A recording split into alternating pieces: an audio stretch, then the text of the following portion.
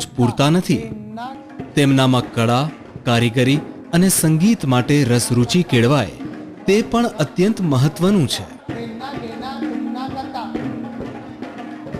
અદાણી વિદ્યા મંદિરમાં આ વિષયો પણ તેમને ઉપલબ્ધ કરાવાય છે. યોગ્ય લાયકાત અને અનુભવ ધરાવતા ઉર્જાવાન શિક્ષકો અદાણી વિદ્યા મંદિરની સાચી મૂડી છે. શિક્ષકો પણ એવા હોવા જોઈએ કે જે એમનું મગજ, બ્રેઇન, હેડ આપે, સાથે સાથે એમનું હૃદય પણ આપે. કારણ કે આ લોકોને પોષવા, એમનામાં આ બધું સિંચન કરવું એ એક મોટું હૃદય ભાવના માંગી લે છે. શિક્ષકગણને જ્યારે એપોઇન્ટમેન્ટ આપવાનું વિચાર્યું ત્યારે એક કન્સેપ્ટ મગજમાં મોટો રાખ્યો અને બધા શિક્ષકને એક ભાવના આપી. અને આજે હું ખુશ છું કે એક બગીચાના માળીની જેમ આ ફૂલોને વિકસાવવા માટે આ બધા શિક્ષકો કામે લાગી ગયા છે. અદાણી વિદ્યા મંદિર અંગ્રેજી માધ્યમની શાળા છે. જ્યારે અહીં આવતા મોટા ભાગના વિદ્યાર્થીઓ અગાઉ ગુજરાતી માધ્યમમાં ભણેલા હોય છે. તેમને અહીં ભાષાને કારણે શિક્ષણમાં કોઈ મુશ્કેલી નડે નહીં તે હેતુથી તેમના માટે અંગ્રેજી ભાષાના વિશેષ વર્ગો રાખવામાં આવે છે, જેથી તેઓ અંગ્રેજી ભાષામાં નિપુણતા મેળવીને અન્ય વિદ્યાર્થીઓની સમકક્ષ ઊભા રહી શકે અને વિષયોની સમજણ મેળવવામાં કોઈ મર્યાદા નડે નહીં. અદાણી વિદ્યા મંદિરનું પ્રાંગણ પણ એકદમ સુઘડ અને સુંદર છે.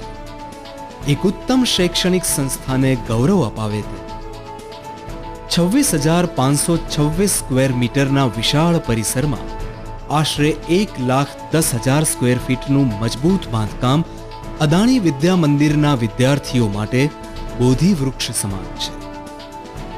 સુંદર મજાના લેન્ડસ્કેપ, હરિયાળી અને જળાશયોની વચ્ચે ઘેરાયેલા શૈક્ષણિક અને વહીવટી મકાનો ભણતરને બોજ બનવા દેતા નથી. અહીં ઈતર પ્રવૃત્તિને પણ ઘણું મહત્વ અપાય છે. વિદ્યાર્થીઓને જ્ઞાન સાથે ગમ્મત થાય, મગજની કસરત થાય તેવી અનેક રમતો અને સાધનો અહીં છે.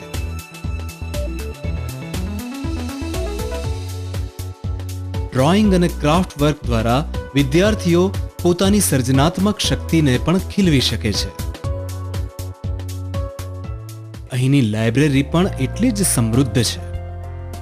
વિવિધ સામયિકો, ડિક્શનરી, એટલસ, એન્સાયક્લોપીડિયા, સંદર્ભ પુસ્તકો તેમજ અન્ય ઓડિયો વિડિયો મટીરિયલ વિદ્યાર્થીઓની શૈક્ષણિક ઉપરાંત સત્વશીલ વાંચનની જરૂરિયાતોને પૂરી કરે છે.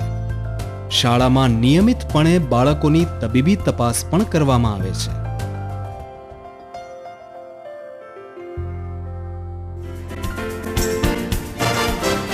શારીરિક ચુસ્તી અને સ્ફૂર્તિ ઉપરાંત ખેલદિલીની ભાવના વિકસે તે માટેનો પાયો છે રમતગમત.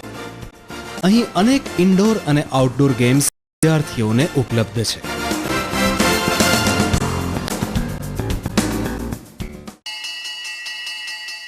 હવે સમય થઈ ગયો છે ઘરે પાછા ફરવાનો. આ હસતા ચહેરા રોજ કંઈક નવું પામીને ઘરે જાય છે. શાળાના વિદ્યાર્થીઓને વખતો વખત રાજ્યના અને દેશના જુદા જુદા પ્રદેશોમાં પ્રવાસ માટે લઈ જવાય છે. વિવિધ તહેવારોની ઉજવણી અને સાંસ્કૃતિક કાર્યક્રમોનું આયોજન પણ કરાય છે. વિવિધ ક્ષેત્રોના મહાનુભાવો સંસ્થાની મુલાકાતે આવે છે. આવા જ એક પ્રસંગે જાણીતા કથાકાર પૂજ્ય શ્રી મોરારી બાપુ સંસ્થાની મુલાકાતે આવ્યા હતા અને શાળાના વિદ્યાર્થીઓને આશીર્વચન પાઠવ્યા હતા. કે આ ગરીબ બાળકોમાંથી બની શકે કેટલાય અદાણીઓ ઊભા થઈ શકે,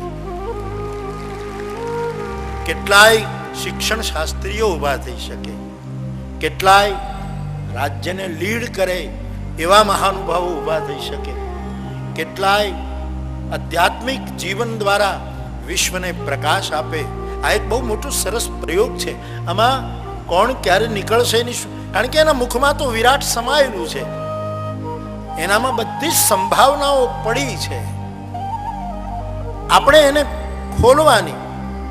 મને એમ લાગે છે અદાણી વિદ્યા મંદિર માણસો વાવવાનું કામ કરી રહ્યું છે. અહીં માનવ પ્રગટ થાય, માનવતા પ્રગટ થાય, એવું આ યજ્ઞમાંથી ફળ પ્રાપ્ત થાય એવી હનુમાનજીના ચરણમાં પ્રાર્થના કરી અને મારી પુનઃ એક વખત પ્રસન્નતા વ્યક્ત કરું છું. આવા હજારો બાળકો અહીં જે મેળવે છે, જીવનમાં ઉતારે છે, તેની કસોટીનો આ છે દિવસ.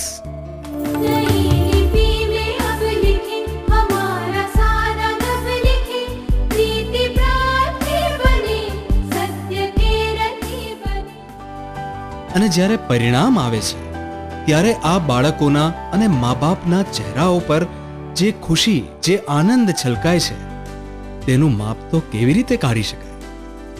કેવી રીતે આવી તેમના ચહેરા પર આ ચમક? હું એ દેખું છું કે આ દરેક બાળકોની અંદર એ દરેક બાળક શું કરવા અદાણી ના બની શકે. અને હું એ દરેક બાળકોની જ્યારે આંખોની નજર સામે દેખું છું અને એમની ચમક દેખું છું, જ્યારે પણ હું 2-3 વખત સ્કૂલે ગયો છું અને વિદ્યાર્થીઓની આંખની ચમક દેખું છું, ત્યારે મને અંદરથી એટલો આનંદની અનુભૂતિ થાય છે. અને મને એમ થાય છે કે આ બાળકોમાં ઇવન સમાજના જે ધનવાનના છોકરાઓ છે એના કરતાં પણ એમાં એમની શક્તિ વધારે સમાયેલી છે. અદાણી વિદ્યા મંદિરનો અંતિમ ઉદ્દેશ એ છે કે અહીં ભણતો દરેક વિદ્યાર્થી આવતીકાલે પૂરા આત્મવિશ્વાસ અને કાબેલિયતથી દુનિયામાં પોતાનું સ્થાન ઊભું કરી શકે, પડકારોને ઝીલી શકે તથા સમર્થ અને સાર્થક જીવન જીવી શકે. આજે મને ખૂબ જ આનંદ છે કે આ બાળકોમાં કલ્પના ન કરી શકાય એવો પ્રોગ્રેસ દેખાય છે. તેમનામાં અનેરા સપનાના વાવેતર થઈ ચૂક્યા છે અને એમની આંખોમાં એવી ચમક દેખાય છે કે એ સપના પૂર્ણ કરવા તેઓ કેટલા તત્પર છે. અદાણી વિદ્યા મંદિર છે ખરા અર્થમાં એક અનોખી શાળા, અને તેનો જીવંત પુરાવો છે અહીં ભણતા વિદ્યાર્થીઓ અને વાલીઓ. સંતોષ તેમ હજી વધારે સારું આવ્યું, ઘણું સારું, વધારે મહેનત કરે, વધારે સારું, એ પ્લસ આવ્યો, પ્લસનું બધું સારું, બહુ જ સુધરી ગયું 1 વર્ષમાં. તો અમે ડ્રાઈવરની નોકરી કરી, અમે ન કરવી પડે. તે બહુ સારા અભ્યાસક્રમથી આગળ વધી રહ્યો છે. I wish that my school name will be on the top.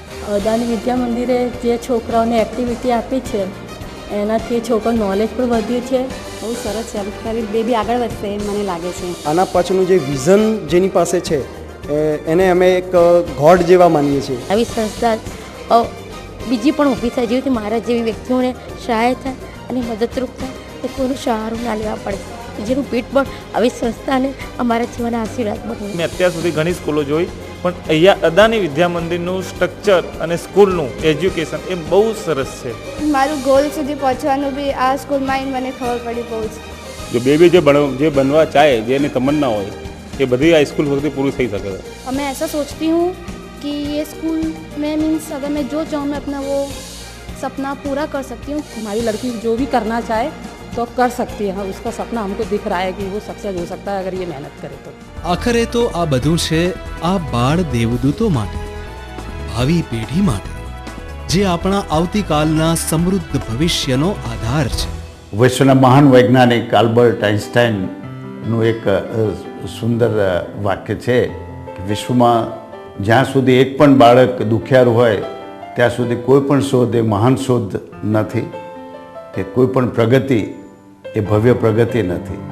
હું ઈચ્છું કે આપણા દેશના દરેક બાળકને સુંદર શિક્ષણ પ્રાપ્ત થાય, આવી ઘણી શાળાઓ થાય અને તેઓ પ્રગતિ કરે અને ભારત દેશનું વિશ્વમાં નામ કરે.